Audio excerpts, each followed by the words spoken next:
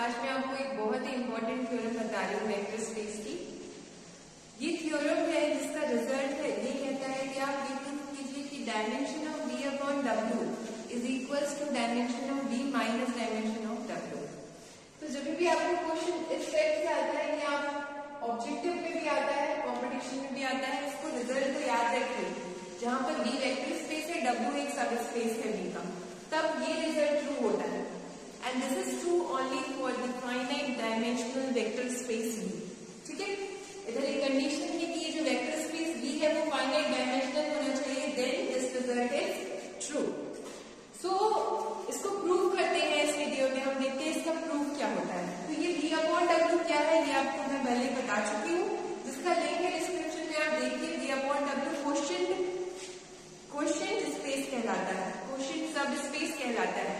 और कैसे ये वेक्टर एडिशन और स्केलर मल्टीप्लिकेशन अप्लाई करते हैं क्वेश्चन सब स्पेस में, ये आप जानेंगे जब आप वो लिंक देखेंगे डिस्क्रिप्शन में जो मैंने दिया है। ठीक है, तो जरूर चेकआउट कीजिए डिस्क्रिप्शन की लिंक को, क्योंकि उससे आप क्वेश्चन सब स्पेस समझ पाएंगे एंड वो कैसे वेक्टर स्पेस से फॉर्म करता है ये भी समझ पाएंगे। तो चलिए स्टार्ट करते हैं इस वीडियो में इस रिजल्ट का प्रूफ।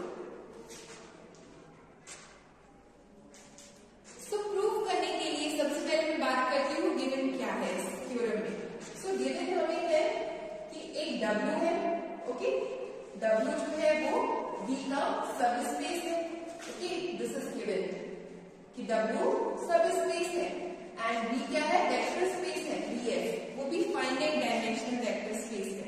मींस यहाँ पर डायमेंशन V की क्या है, फाइनाइट है, this is given. Vector space में है, साथ में finite dimensional vector space, dimension V की फाइनाइट है, इतनी चीज गिवन है and you have to prove this कि dimension of V upon W is equals to dimension of V minus dimension of W। तो चलिए स्टार्ट करते हैं प्रूफ। सबसे पहले मैं बात करती हूँ इसका सब स्पेस का। मान लेते हैं कि सब स्पेस जो है उसकी डायमेंशन m है। लेट अस सपोज दिस, मैंने फाइनाइट इसलिए ले ली क्योंकि V फाइनाइट है, वेक्टर स्पेस फाइनाइट है, तो उसका सब स्पेस भी ऑब्वियसली फाइनाइट ही होगा। इसलिए मैंने मान लिया, लेट अस सपोज कि dimension of W is equals to m है। ठीक है, m है डायमेंशन W की। तो इसका क्या मतलब है कि डायमेंशन W सब स्पेस की m है। इसका क्या मतलब है कि इसके बेसिस, जो इसका बेसिस होगा उसमें नंबर ऑफ एलिमेंट्स m होंगे, ये मीनिंग होता है। तो मैं मान लेती हूँ कि इसका बेसिस s है।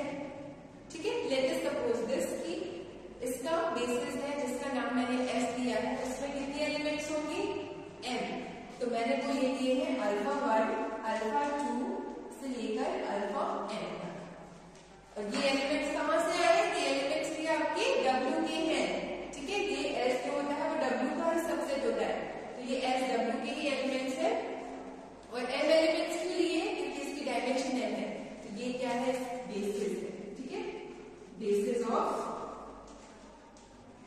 W, okay, here S is the basis of W।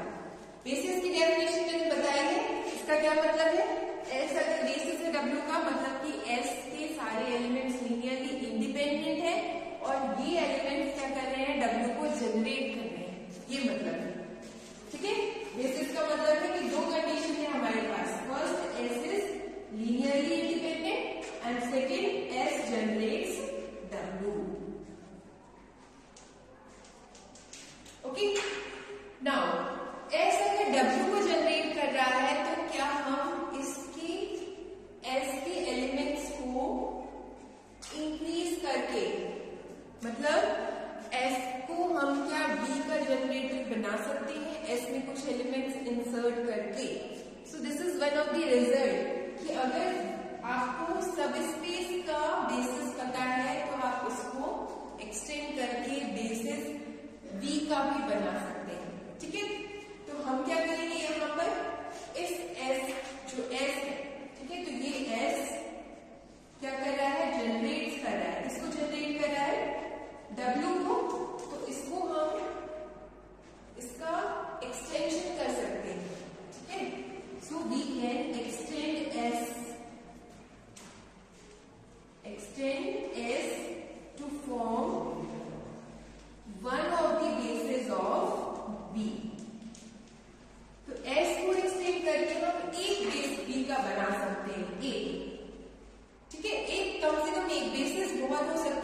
ज्यादा भी हो सकते हैं, लेकिन हम एक बेसिस ऐसा बना सकते हैं जो कि एस को एक्सटेंड करके बना सकते हैं।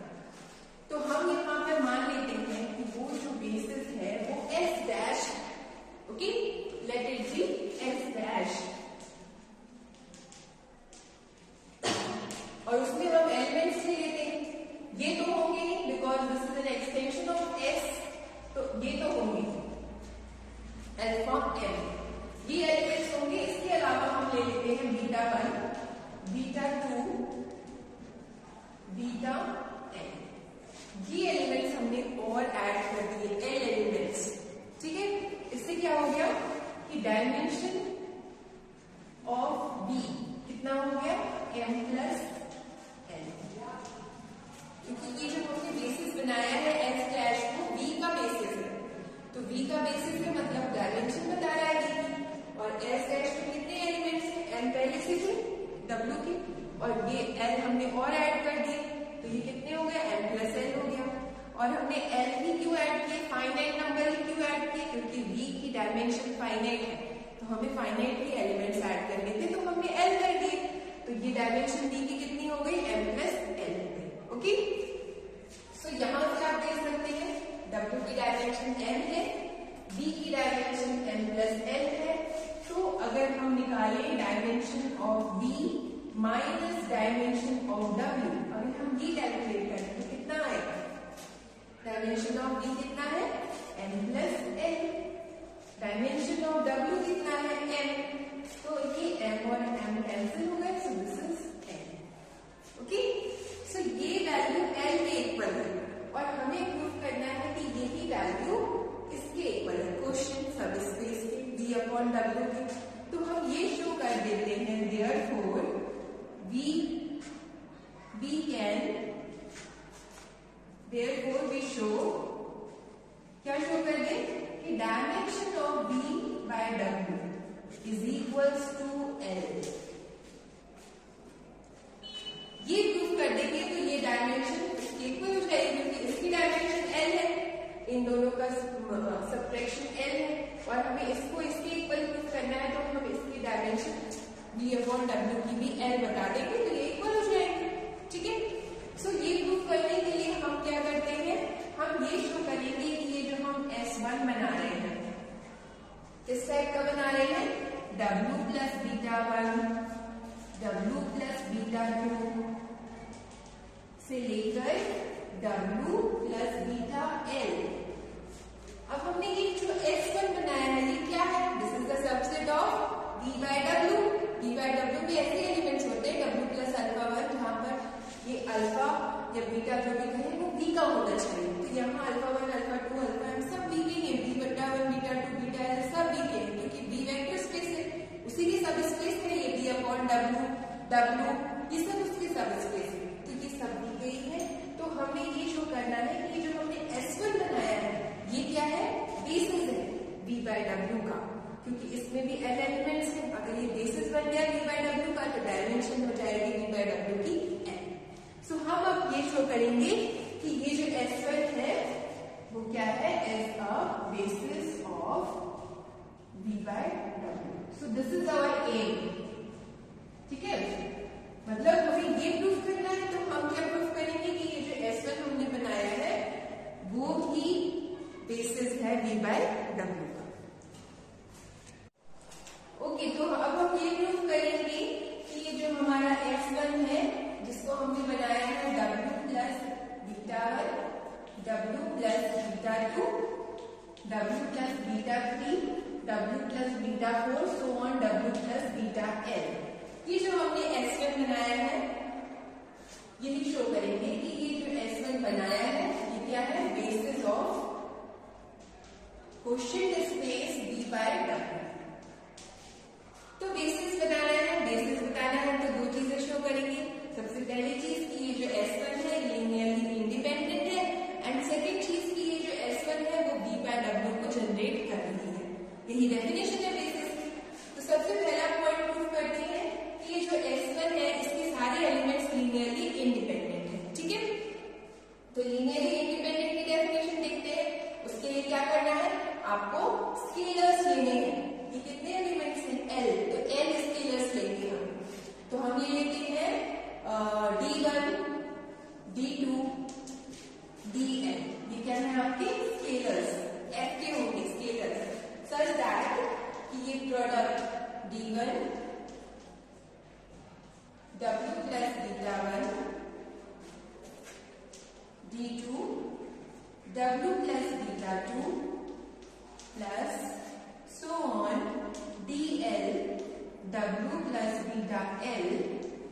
इक्वल टू 0 होगा। This is the definition of linearly independence. अगर आपको नहीं पता है तो आप पहले डेफिनेशन देखिए, जिसका लिंक है डिस्क्रिप्शन में। तो ये ले लिया। अब हमें क्या शो करना है कि ये जो d1 d2 dl लिया है स्केलर्स, उन सबकी वैल्यू 0 है, तभी लीनियरली इंडिपेंडेंट होगा। तो हम क्या सबसे पहले इसको सॉल्व कर लेते हैं। सॉल्व कैसे किया जाता है तो आपको पता ही होगा कि जब हमने क्वोशिएंट स्पेस पढ़ा था तो कैसे स्केलर मल्टीप्लाई होता है, ये होता है w प्लस d1 बीटा 1, इस तरह से। ये डेफिनेशन है scalar multiplication for the quotient space. ये d1 किससे मल्टीप्लाई होता है, w ऐसे ही रहता है। इधर भी अप्लाई करेंगे तो ये होगा w प्लस d2 बीटा 2। यहां हो जाएगा w प्लस dl या dl लिख लीजिए पहले, बीटा इक्वल टू c। अब हम जानते हैं कि क्वोशिएंट स्पेस के वेक्टर्स ऐड कैसे होते हैं। सो आपको पता होगा w plus alpha plus w plus beta है तो w एक बार आ जाएगा, अल्फा प्लस बीटा हो जाएगा। जैसे यहां हम लगाएंगे तो ये w आ जाएगा और यहाँ पर ये सब ऐड हो जाएंगे, d1 beta 1, d2 beta 2 and so on dl beta l equal to 0। यहाँ हमने एक मिस्टेक कर दी कि ये 0 नहीं लेना चाहिए। यहाँ पे 0 एलिमेंट होता है, 0 एलिमेंट होता है और v बाय w जो है हमारा क्वोशिएंट ग्रुप है, उसका 0 एलिमेंट क्या होता है, उसका 0 एलिमेंट होता है w प्लस 0। क्योंकि आपको पता है कि v बाय w में कैसे एलिमेंट्स हैं, w प्लस अल्फा टाइप के, where alpha is from v। तो इसका 0 एलिमेंट क्या होगा, w plus 0, where 0 is from v। 0 v का 0 एलिमेंट है तो v बाय w का क्या हो जाएगा, w प्लस 0। तो ये आपका आएगा equal to w plus 0 w होता है। So w is the 0 element of quotient space v by w।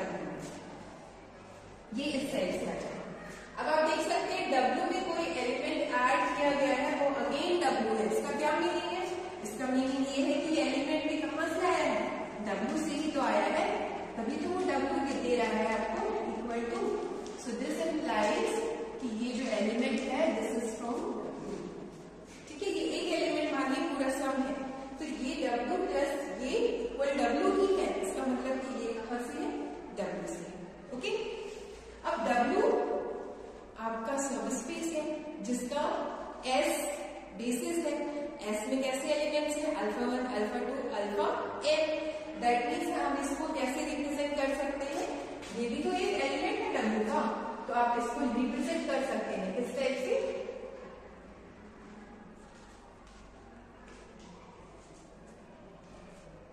इसको हम लिख सकते हैं उसके बेसिस में जो एलिमेंट्स है ना उनका लीनियर कॉम्बिनेशन फॉर्म में। तो हम ले लेते हैं C1 C2 Cn स्केलर्स ले लेते हैं। तो ये हो जाएगा C1 अल्फा 1 C2 अल्फा 2 से लेकर Cm अल्फा n। ये हमने क्यों लिखा है, because S is the basis of W and S में कैसे एलिमेंट्स हैं, अल्फा 1 अल्फा 2 अल्फा n, इसलिए हमने ऐसे लिखा। ठीक है, वेयर C1 C2 Cm ये सारे स्केलर्स हैं जो कि F से लिए गए हैं।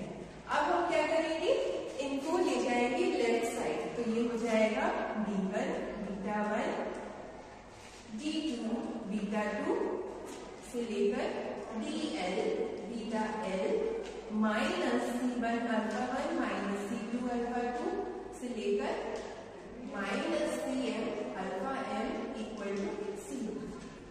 ठीक है, अब आप देखिए यहाँ पर alpha 1 alpha 2 alpha m beta 1 beta 2 beta l ये सारे हैं और ये किसका बेसिस है, ये है आपका V का वेक्टर स्पेस V के बेसिस है। V का बेसिस क्या था, S डैश, जिसको हमने लिया था alpha 1 alpha 2 alpha m beta 1 beta 2 beta l। ठीक है, तो ये बेसिस है V के, और बेसिस की डेफिनेशन होती है कि वो लीनियरली इंडिपेंडेंट होते हैं। सो this implies B1 equal to 0, B2 equal to 0, so on, dl equal to 0, C1 equal to 0, C2 equal to 0, so on, Cn equal to 0। ये देगा, ये कहां से आया है,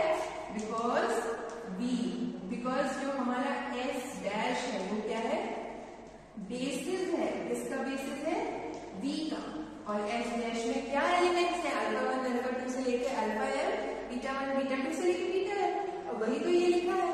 तो लीनियरली इंडिपेंडेंट की डेफिनेशन से ये सारे जीरो हो जाएंगे। हमें तो सिर्फ ये जीरो चाहिए थे, क्या d1 d2 dl, वो मिल गए जीरो।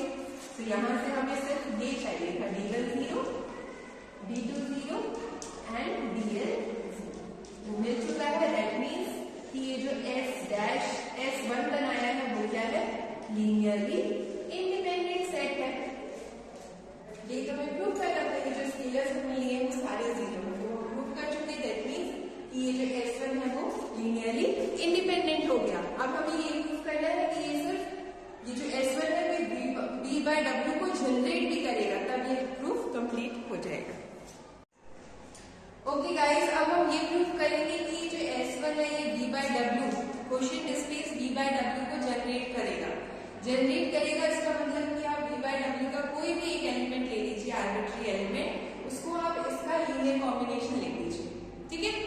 तो चलिए हम मान लेते हैं कि लेट अल्फा भी ले सकते हैं because v by w quotient space है, उसमें कैसे एलिमेंट्स होते हैं, w प्लस अल्फा टाइप के।